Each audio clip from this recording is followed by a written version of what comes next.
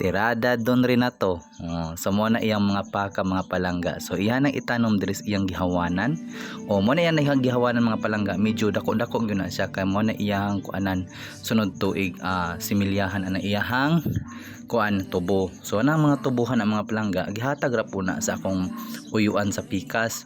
So mo ni iyahang diri siya magtanom, yawat na lang sunod tuig ug mudaghan ni. So masukad-sukad gud ni iyang kadakuan ni iyang 3 hektar nga yuta. Mo ni siya. So mao po ni ako ang unang nakuan mga palangga aning unang nadawat og prenda. So karon ilan ang nalukat ang tawa, di ba? Gagmay pa nang lubian ang mga palanggaan ang akong nakuha na siya.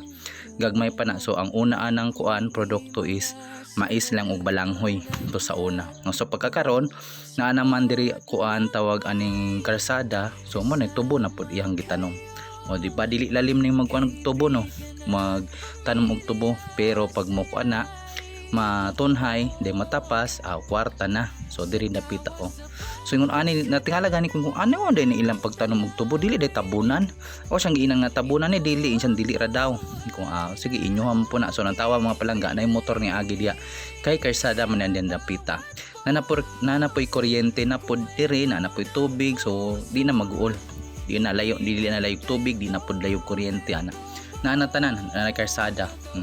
So sa una mo kuan ka diri mo mga dawat-dawat kag prenda ana mga barato ra pero karon arindo na kuan diri uso.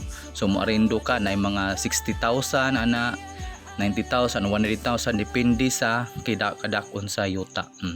Kani si Don Renato diri mo na ni iyahang ginabuhat gatanom na ni sa iyahang similyahon next year.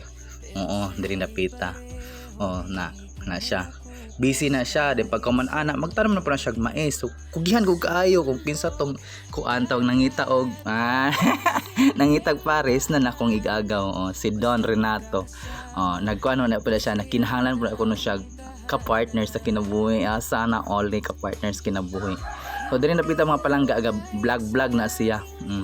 Kay para ingnon nga kuan na daw siya haning sunod tuig ani Don nagyud ni siya. Di ako siyang inan dito bantay man ha karon kuan ikaw ray gatanom sunod tuig daghan ng mangayo.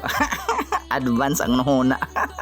So mo na iyang kalaki mga palangga, mo na iyang kuan karong mga panahon na iyang project na mo na iya buo dayon latag dayon kuan pahayluna ani iyang tubo kung siya ilang tabunin na siya dili ra daw tabunan kay butang pa nagmais niya kuan siya multipurpose double purpose unsa pala diha basta kay iyahang kuan tawag ani tanom nga tubo na poy mabutangan pong lain na hayahay kay ni siya sunod tuig mga kuan guni 3 ka hektarya o 2 ka hektarya ni iyahang kuan iyahang yuta na tura na kosdor sa karsada mo ni karsada diri di na poy kuan hose di ba na tubig walang tawa din diha overlooking na aday dagat na sana all dagat na.